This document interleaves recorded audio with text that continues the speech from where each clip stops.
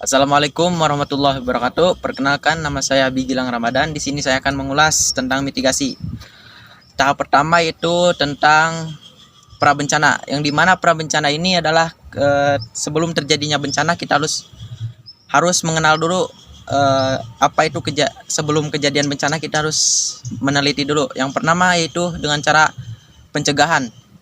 Dengan cara pencegahan kita harus sebelum terjadinya longsor kita harus membangun infrastruktur seperti apa. Tidak. Contohnya seperti infrastruktur beton dengan tanah ditahan oleh beton seperti ini.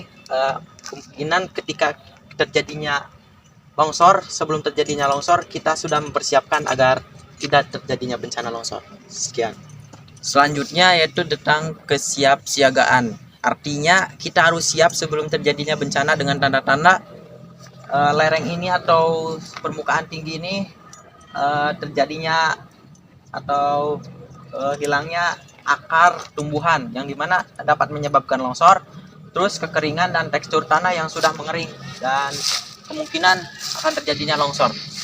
Kita harus siap sebelum terjadinya bencana dengan melihat tanda-tanda ini. Membahas mengenai mitigasi tahap yang kedua, yaitu bencana. Apa sih yang terjadinya ketika bencana? Cekidau. Lupa sih. Semakin ku kejar, semakin kau jauh, tak pernah lebih untuk dapatkanmu.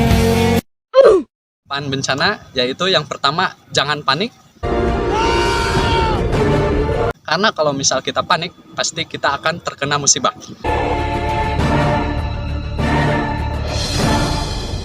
Lalu yang kedua, diusahakan menyelamatkan benda berharga. Contohnya seperti handphone. Lalu yang ketiga, gunanya handphone tersebut kita akan menggunakan untuk berkomunikasi kepada orang tua dan juga kepada BNPB atau Badan Penanggulangan Bencana. Lalu yang keempat, yaitu kita harus bisa lari ke tempat yang jauh dari perbukitan atau dataran tinggi. Contohnya seperti yang ada di belakang.